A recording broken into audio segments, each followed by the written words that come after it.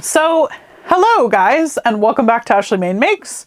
And today we are making my perfect skirt. So that 100% sounds like clickbait, and it isn't actually. What I decided to do today was recreate one of my favorite skirts, because my favorite skirt is lime green. If you've been around the channel for a bit, you might have seen this skirt around. I've kind of worn it to death. It's looking a little long in the tooth at this point, but it is my favorite skirt. And originally I made it kind of thinking, oh, this would be like a fun once in a while summer skirt thing. And then I ended up wearing it all the time, every day, every week, all the time. And the thing is, we're going into winter here in Canada. And so a lime green linen skirt just doesn't seem as appropriate for that. So I thought I would make another version. I've decided on olive green because it's basically sort of that same tone, just like desaturated, because it does seem to go with everything in my wardrobe. So that's what I went on the hunt for. I got some beautiful brushed cotton twill from Fabric Mart, and it's fantastic. It almost feels like velvet. So very, very excited about that. So today we're basically remaking that skirt. I did originally make that lime green skirt on camera in a live. I'll leave it linked. It's not the best, and I did get lots and lots of questions from that video. So I thought this would be a really good opportunity to show you all my very specific tips and techniques that I do on my skirts in particular that I think kind of make them look really nice, and that's just kind of my method of doing them. I am starting out with the Charm Pattern Stanwick skirt, which is a 6-gore full circle skirt. Gored skirts are my preferred because, especially because I am plus size, they take up less fabric and use the fabric a lot more efficiently because you're able to kind of panel the fabric. So that's what I like to use, and I also think this particular hack lends really, really well with it. Again, if you know me at all, I want elastic in everything. So what I'm going to actually be doing is adding elastic just into that middle back section of the skirt. And I think this does a couple things. It allows it obviously to be smooth in the front, but I also think it makes the gathers in the back look really intentional, and it almost gives it like walking skirt vibes. I did notice too that the new Rachel Maxey Son de Fleur collab,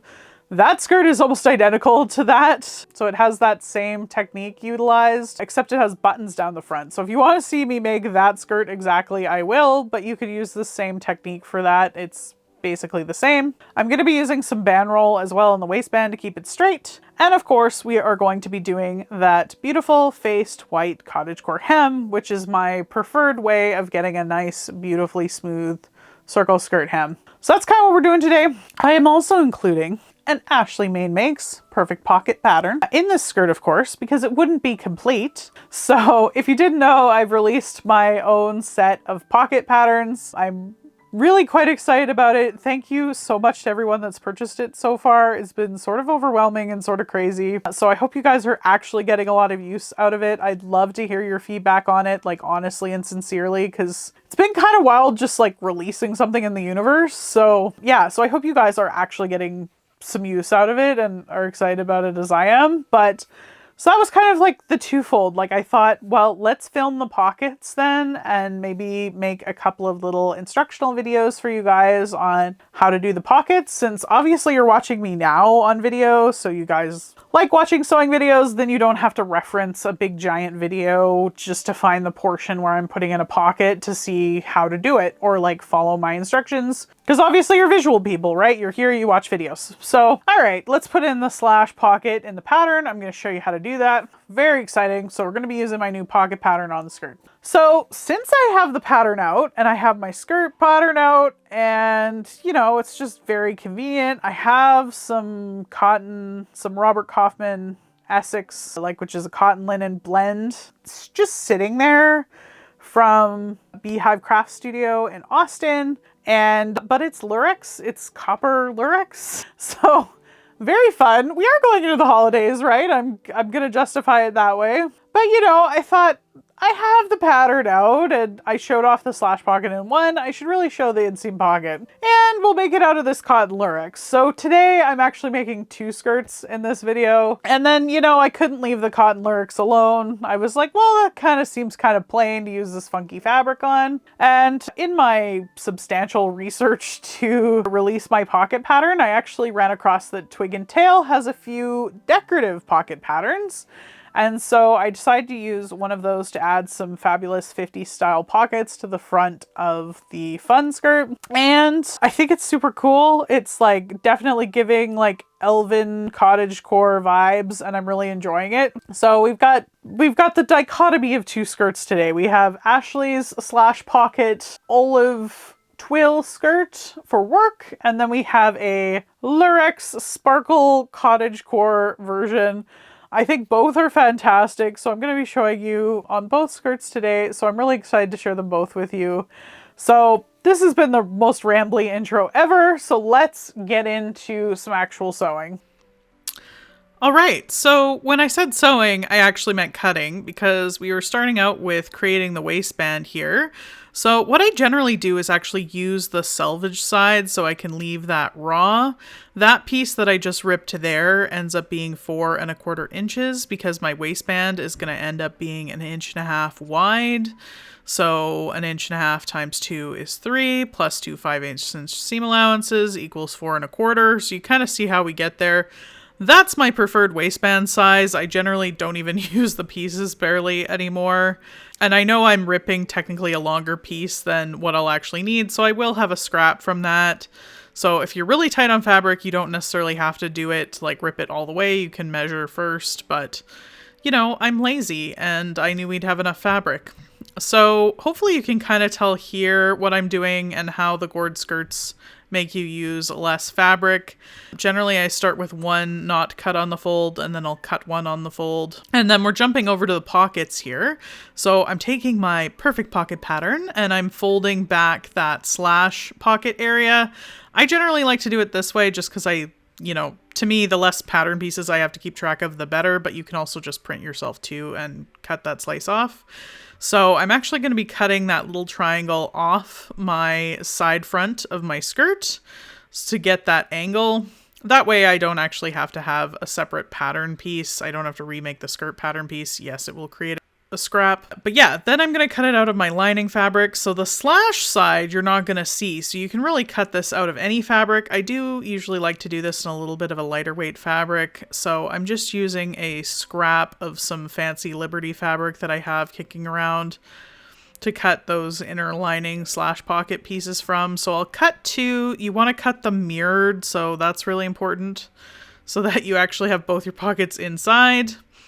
And then I unfolded that slash, and then we're going to cut 2 of the full pieces so that these pieces will actually remake up that corner again on the front side of the skirt, if that makes sense. So, and make sure you're cutting out these really precise. Obviously, I have like 1,000 of these weights on there, so that makes it really nice and clean. Then we're going to jump back to that waistband that I was talking about. So what I did was fold my waistband piece in half, and then I'm going to add that 5/8 inch seam allowance that I'm missing by folding it in half on there. You can see that my waistband's a little bit wider than this pattern piece. And then we're going to do this again. So I'm going to actually use that pattern piece, and then I'm going to add this like 6 inches that I'm adding for that back gathering. So in this case, I'm actually adding 4. I forgot I added 4 on the green one and 6 on the lurex.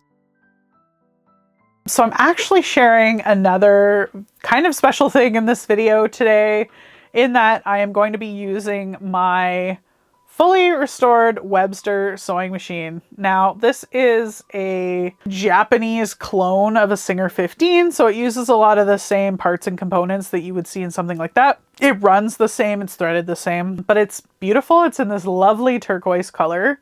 And it was given to me by my friend Emily, who actually worked on fixing up my very pain in the butt Rocketeer behind me. And so we got to kind of know each other that way. And so right before I left Austin, she had gifted me this beautiful machine, and I haven't actually touched it since, but I thought this would be a fantastic opportunity because I've made this pattern before so many times. And there's so many long straight seams to be sewn that this would be the perfect opportunity to give this a good test. And honestly it was. This machine is incredible. It runs like it's brand new. This machine would have probably been from the early 50s is the suspicion. It runs fantastically. It's like I say, she fully restored it and cleaned it up. She doesn't have a shop or anything. This is just something that she does for her hobby. She actually likes to restore and redo these old machines, which is incredible. I definitely don't have the patience for that. So she sells off the odd one of her personal collection, but the majority of her fully restored machines she actually donates to a charity in Austin called Top Drawer Thrift, which is a lovely curated thrift store, and all the proceeds go to those living with HIV and AIDS support. So I think it's a fantastic charity. If you're in Austin, do go check it out. They have some very cool things in there and you might get really, really lucky and find a fully restored machine. But yeah, this thing is wild. I don't know what the stitches per minute are on it, but it is so incredibly fast. And I think the thing that's fascinating to me about this machine is like, it looks so different, but when you sit down to use it, it's basically the same. Like all the threading, everything you think about, you're like, oh yeah, you come up, you go over around the tension wheel. Like it feels the same. It took me maybe a half an hour to figure out what I was doing. And most of that was spent sussing out how you run a bobbin and looking at the bobbin case, the way the bobbin case goes in. It's more similar to like a modern faff, if that's something you work on. But yeah, so it was basically like, it's amazing to me how much the technology has not changed. I think the only thing that actually kind of drove me a little bit nuts was the fact that it has no seam allowances on it, which for me was a bit of an adjustment. I did try using a seam guide, which you might see in the video off and on, and with not mixed success. It didn't work that great. It's really, really annoying because you have to take it on and off to like every time you go to like understitch or do something where you need the piece to be flat. So eventually I did move to sticking a piece of washi tape on it. I'm really sorry, Emily. I know you had beautifully polished it, but that was the only way I could figure out how to actually like do that on this machine. So I like measured and stuck a piece of washi tape on there because I've seen some other people do that. Let me know if you have any tips or tricks for that. But otherwise, this thing is a beast. So fast. It seems to sew through pretty much anything. So yeah, now I know what I'm using for speed sewing. This thing's great. So very excited to show this to you guys today. I hope you enjoy it. It's like quite nice and aesthetic. So I hope it'll be nice and aesthetic in the pocket videos, even though I was a little shaky, honestly, sewing those first couple pockets. But yeah, let's get into sewing. Let's sew. So we're starting out with sewing the slash pocket here on the green one. And I've got my pattern pieces right side to right side, and I'm sewing it up along the two slash lines with the lining and the skirt side. And then I'm just giving that a good press, and then I'm doing a little bit of understitching here just to keep that pocket inside the skirt, even when it comes out of the wash, keeps everything nice and crispy. And then I'm laying that full pocket that is the same material as the skirt, very important, just over top. This looks super wrong when I'm doing this, even though I put it right side to right side, and I'm just going around the whole thing. But you're going to see a little bit of magic here in a minute when we go to flip this guy out. Like I say, I am hoping to turn these pocket videos into some shorts for you guys. It might be a little bit just because YouTube had promised over a minute shorts, but apparently it hasn't really happened yet. So that's a little bit disappointing, and I really don't want it to wreck my metrics entirely. Sorry, YouTube problems, but there's that little bit of magic. You can see how that flips out perfectly, and then that pocket makes up the side of the skirt. And you can see how crisp and lovely that is. So just throwing a couple of pins up top here, and then I'm going to run a little bit of a basting stitch just to hold it in place while we make up the rest of the skirt. All right, so excuse my wrinkles here, but I'd actually already put both the pattern and the pieces away and ready to sew, but I realized I hadn't actually shown you what I did to add elastic when I was cutting out. Literally all I did was move the center back skirt piece away from the fold to give me a few extra inches in the back here.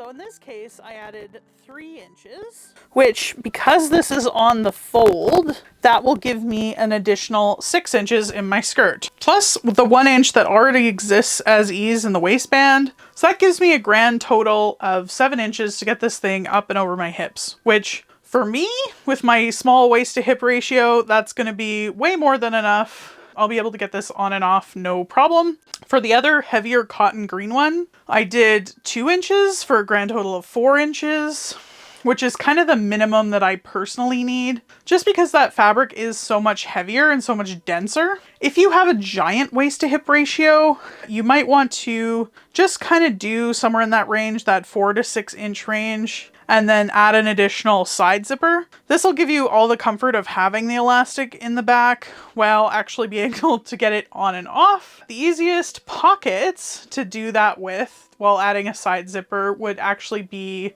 the pocket version that I am making on the green skirt. So very, very easy, really requires nothing extra. You could of course do this if you had a full back piece as well, and then your elastic would just run the entire length of that back piece versus just in the center back here. So for me, that extra 6 inches, like, do keep track of that. That's how much I am going to add to my waistband to make sure I have enough in my waistband also to go around this. So do remember that. Do make sure you take your measurement of whatever it is, because we're going to add that to the waistband to be able to put our elastic in later. So with all that being said, let's jump into our prep.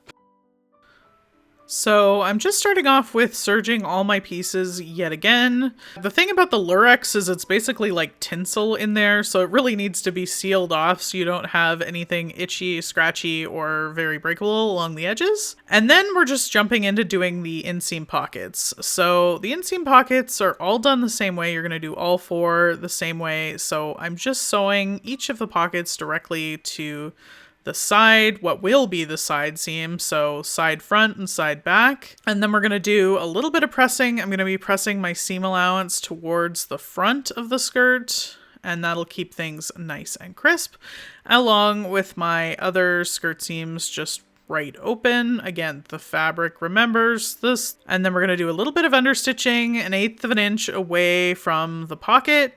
You're going to do it on all the pockets. Again, keeps them nice and crisp. Keeps everything smooth when it comes out of the wash. Very, very important. And now here is the little bit tricky part about doing an inseam pocket that's very important to having it look like it is as much of part of the seam as possible. So what I'm starting out with is matching up the actual side seam itself. So even though I'm not going to sew that, I'm going to make sure that it's pinned right along where that side seam would be, so that that pocket opening looks smooth with that side seam, so there's not like a jag there at the end of the pocket. And then I'm going to go through and pin the rest of my pocket. If the pocket does not match up perfectly, it is not the end of the world. No one is going to see the pocket. What they will see is that seam line. So again, that is your priority, so pin that first and go from there. And then you're going to pin all the way along the side seam. And then we're going to go from that top right edge of the pocket all the way down and around. We will, of course, do a little bit of basting later. And I'm trying to be really good about my pins here. I did manage to bring a needle on this machine just because it does stitch so fast. But I'm trying to be really careful with this machine. As you can probably tell, it's new to me and we really want to, not be a dick to it. So I'm sewing right up to that stitching line of where my pocket meets the skirt and just getting it precisely on that line, lifting my presser foot, and then spinning my pattern pieces around so that I can stitch to the bottom of the skirt. Again, very important to match that up really, really well so that you don't have any weirdness going along that pocket there. That's the most important thing. We're going to throw a little bit of extra basting into the top here. I do recommend this on the dress version for sure, but I'm just going to go down my 5-inch seam allowance here on that seam line as well and back up again. And then I'm going to base the pocket towards the front of the skirt because obviously your hands go forward. That's going to be the most comfortable.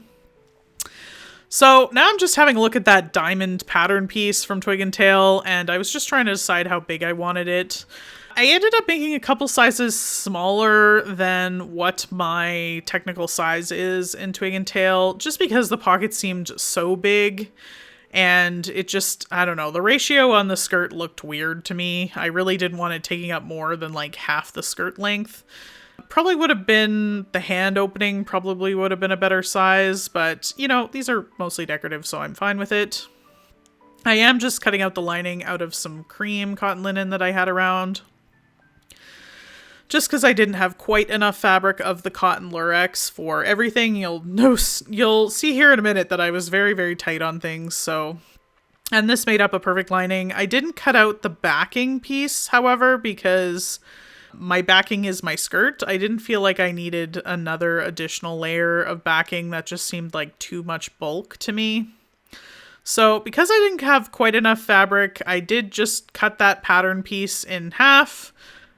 Piecing is period, right? So anyway, I'm just gluing this pattern piece and adding an extra 1/4 inch seam allowance, because that's what the pocket patterns have, is a 1/4 inch seam allowance, trying to keep it consistent. And then I'm just trimming off the excess. Yes, I also ran out of Scotch tape, so that's what's up with that. And then I'm just putting it on my kind of diamond-shaped scraps of fabric that I had left from cutting out the skirts.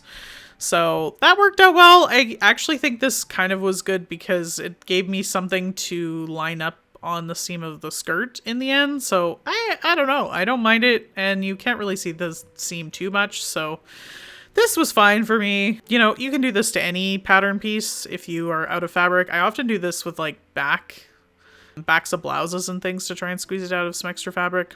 So anyway, I'm just lining it up along that extra little bit of seam allowance I had. You will notice that I had a little bit of washi tape stuck to these pieces. I actually did that on all these pieces. I've seen a lot of people do this before, just to keep track of the front and back side of the right and wrong side, rather, of the fabric. Because you can't really tell when this fabric's out of the light, but you kind of can tell in the light which is the right side and the wrong side. So it was kind of important to tell what it was. And, you know, it's just one of those things where you're like, it was an easy thing to do just to do it properly. Like, I kind of don't know why I haven't done that before. It's like the older I get, the more I realize it's just do it properly. Just like mark your registration marks and mark your right side, your wrong side, and iron your pieces and do your understitching. It's just, I don't know.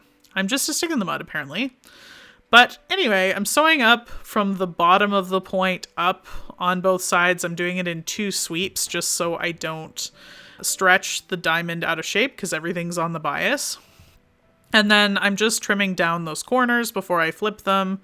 And doing a little bit of fray check. If you've seen me do this before, this is just to keep the corners from poking out when I do go to turn this piece. I am going to have to be pretty aggressive to get this to turn properly. This isn't following the Twig and Tail instructions at all, but I thought for me that I was going to tie those top legs into the waistband anyways, so I thought I would just go ahead and do it this way. It was a little bit tricky, but it was definitely doable. I did use my wood point turner here because I really like a wood point turner. This is, again, not an advertisement, but a wood point turner is super helpful so you don't actually melt your plastic point turner. Highly recommend. And then I'm just going through and top stitching that keyhole first and then pinning this onto my skirt. I waited way too long in this process to attach these to my skirt. I had already attached the front and the back and the pockets and everything. I really should have done this before I attached the front and the back together. It would have made my life a lot easier. But I did not. So do as I say and not as I do, because this was really annoying to try and attach after the fact and keep everything nice and smooth. But we managed it and we did it.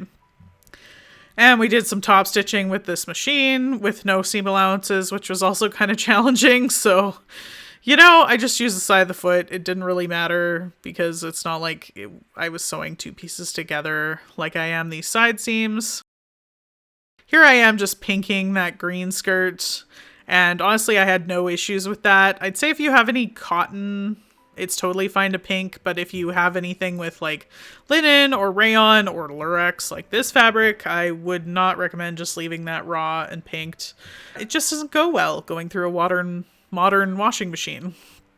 So I'm just prepping my waistband here. This is the point in the video where we're going to get to hopping back and forth to whoever's footage was the best.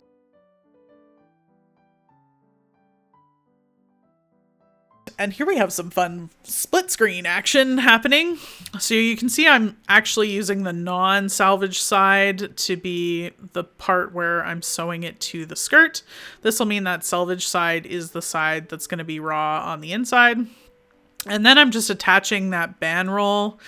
I just place it next to the seam and do it like that. I don't actually pin it. It's kind of difficult to pin. So this is the easiest way I've found to do it, but you know, obviously I have practice, right? So don't worry about that. I did press it flat once I flipped it towards the inside. Be very, very careful pressing this band roll. It will melt. I will warn you. I probably had that iron up too high. It was fine because I had it on for like seconds, but still be very, very careful. And here I'm doing some stitch in the ditch all the way along to sew that waistband in place. And this would have been a lot easier with a stitch in the ditch foot. Obviously, I don't have any other alternative feet yet for this machine, so I just did this by eye and it worked out fine. Again, I have practice doing this, so, you know, and a stitch in the ditch foot would still be easier, so. And like I say, that seam will be raw on the inside, but that's totally okay because the salvages don't fray. And I like doing it this way just because then it's easier to take apart when a skirt does need to be repaired, doing a little bit of planned obsolescence here for it. So you can see that raw allowance in there as I'm putting in the elastic, using a giant safety pin to put the elastic in. And then I'm stitching it in place on the one side, and I'm going to be pulling it so that the fabric gathers on the elastic. So you'll see that here in a second. So I'm just going to be pulling that and gathering it along that elastic and pinning it in place. I'm actually going to do this and pin it in place and leave the elastic hanging out like that and go try the skirt on and make sure I have the elastic tight enough so that the skirt's going to stay up but still be comfortable. So I'm going to go do that in the mirror, and then I'm going to go stitch it down like you just saw, and then I'm going to trim off the rest of my elastic. We're going to stitch up that hole again, just stitching in the ditch here along that seam allowance. I like to do it on the band roll side just to make it a little bit easier on myself, like having the hole in the band roll side. And that's my chalk line skirt. I did level this with my chalk line. And now we're going to add the Cottagecore hem. So if you've been following me for a while, you'll know that I used to do this by cutting my own fabric and cutting my own and making my own bias tape. Until I found this product, which is actually a wide hem tape from Wawak. Again, not sponsored. Wawak, if you want to sponsor me, I would love you. But I like using this stuff because it is a cotton poly blend. It is really quite stiff. And so coming out of the wash, it's basically nice and crisp and prevents me from having to iron miles of hem, which I really appreciate. It's also a little bit cheaper than making my own, just as it is. So that's kind of wild to have a pre-done product like this that is cheaper than doing it myself, which is kind of weird. So comes in a bunch of colors. Here for these ones, I'm actually using the off-white, which I think is kind of nice. In the past, I've used just the white, but I think for these two, the off-white is really lovely. And just making sure I line it up there on the bias. Wrights does make some of this hem tape as well, but I find that's quite a bit more expensive because you need 3 or 4 packages to do the same job and you have to stitch it together. So I'll leave it down the link down below, but like I say, that's another option. So I'm just finishing stitching that up here, and then again I'm doing some under stitching, keeping things crisp and nice. I know this seems like a lot of work on this hem, but honestly, you know, it's just mindless stitching. I do find it is a bit easier than trying to carefully make a minuscule hem, and I find this hem hangs a lot nicer. And there we have it. It took me 1 hour and 12 minutes. Today is also a little bit special because I'm actually partnered with VIVAIA, which is a recycled water bottle shoe company. So this is actually really exciting for me because I actually have a long history of wearing these shoes. I ordered like kind of a Gen 1 pair during the pandemic, and I actually wore them a lot. They were like my kicking around, run to Target, run to the grocery store shoes. And then somewhere in the shuffle of the move, they got lost. And so when we got here and I was trying to find a new pair of shoes for work, I ended up ordering a new pair because they had free shipping and free returns in Canada. And I, of course, loved my other pair. And then they got here. And actually, unfortunately, I did end up taking advantage of that return and exchange because I neglected to read the fine print where it says if you've got wide feet, go up a size. But I did the whole return and exchange. I didn't pay any extra duty or customs or anything, which if you're Canadian, you know that's like kind of unheard of. And they came within about a week. And they're fantastic. They're super comfortable.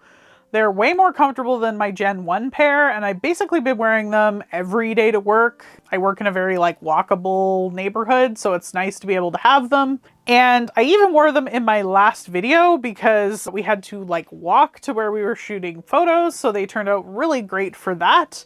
And I didn't tag them or anything, but actually on the day that it started snowing here, they reached out to me and said, hey, we would like to send you a couple of boots to share with your audience. And so I said yes, because honestly, I hadn't figured out anything for winter for that either. So today I thought I would share them with you. It worked out really, really well because obviously 2 skirts, 2 pairs of boots, throw them together. I actually think the combinations are really, really cute. So let me know which one's your favorite. But I do have an affiliate code to share with you guys. So I have this like descending discount code until Black Friday. And then after that, it will turn into a 10% discount code. It is, of course, an affiliate link. So I do make a small commission off of it if you decide to order yourself a pair of shoes. But of course, there is no pressure at all. I'm just sharing it with you because I actually like these. But of course, if you made it this far in the video, you watch me, you like, you comment, you subscribe, you share, all of that is fantastic and means the world to me. So absolutely no pressure at all. But with all that, let's get into the reveal. So starting off strong with the green one and the willow boots, I do really like it and I really love this combination. Because this brush twill is so stiff, it does really create that kind of retro full 50s silhouette. And so it does feel like a lot of skirt. I think for that reason, I might have been better off to make the Upton one. But it's not like I haven't worn this. I've been wearing it a lot since I made it. It does go with everything. So, you know, I think I could use a drapier fabric in a similar color, but this will definitely work for now. And I do really love it with the cowboy boots. I'm already envisioning some rodeo outfits with this together and like a plaid shirt. I think that would be amazing in the spring. And did you know these lovely boots are also water repellent? Anyway, here comes our second version. So obviously this is made out of the same pattern, right? But because it's made out of that cotton linen, it has a little bit more drape than that brushed cotton twill one does. And so it hangs a little bit more than that one. So this is a great study in like the body and the drape of fabric and how this affects a pattern. I do, of course, really enjoy this one. I find it super comfy because it's actually a little bit closer to my lime green one. And it is really funky with all the extra pockets. I'm glad I added the inseam pockets because that makes it much more functional and comfortable to wear, but those other ones are really cute. Go with some washi tape that I've seen a lot of people washi tape. Today is also a little bit okay. Center, which is top drawer blip. I don't even know what I'm saying anymore. Whoa, shit.